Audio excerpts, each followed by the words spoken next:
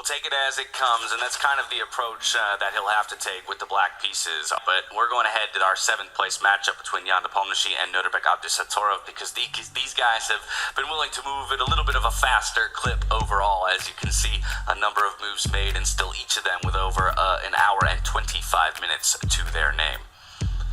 Yeah, it just feels like in the lower brackets, in the 5th and 7th matches, they feel freer, they feel looser. They know a win would be nice, but ultimately they are the faster players as well. True. Nepomniachtchi known for his speed. He's now already got 4 moves down on the board. This last pawn push is something we've seen in recent days, Tanya. A bit of symmetry in the center. You need to break the symmetry, go for the queen's gambit without gambiting the pawn, and challenge black's stronghold in the center. I do like what Jan's doing, I must confess. This actually looks much more like conventional chess already. Similar openings do exist in normal chess. White's going to push a pawn forward. White has already castled the king here. As James mentioned, very easy to do so for both sides. And we're already fast approaching the middle game.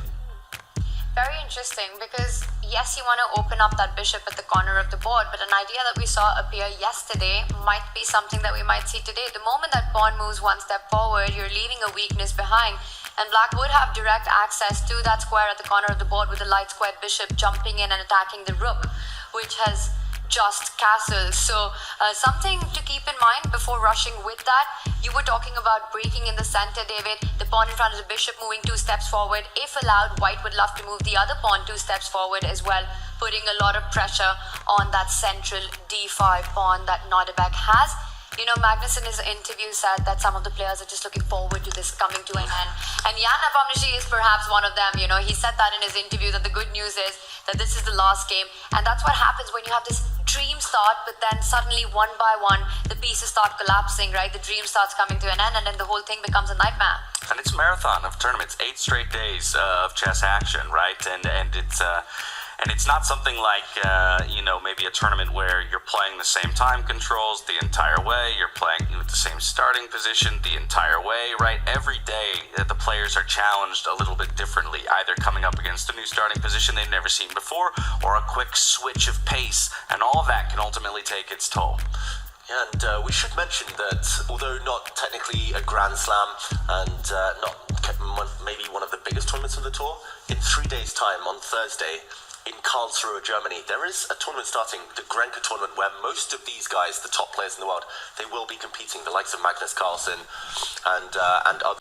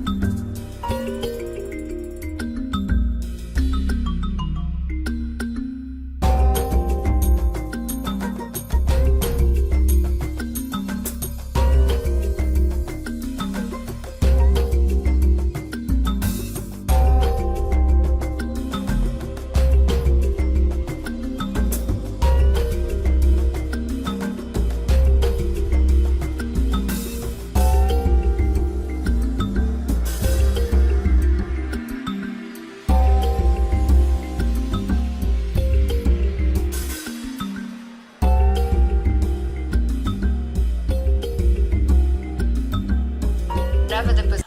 He's got to be precise now to hold this. But even then, losing the match. Even then, he needs to bring his rook across, not to lose on the spot. Under 20 seconds now, Nodirbek. Has he spotted it? Now down to 15, eyeing up the clock. So much going on in your head right now. You're thinking about all the opportunities that have gone by. Yeah. That's find it. The rook Keep slide. fighting. Let's find it. Back up to 35 seconds on the clock with that 30-second increment. Gets the exclamation point because it is the only move in the position. The Uzbeki warrior.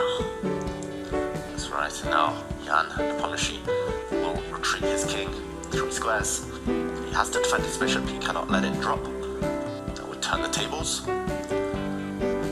So all 3 squares look totally fine for white right now. Well, if you line it up against the pawn, then you are somewhere inviting those checks on the board that might make Nodirbek's task slightly easier.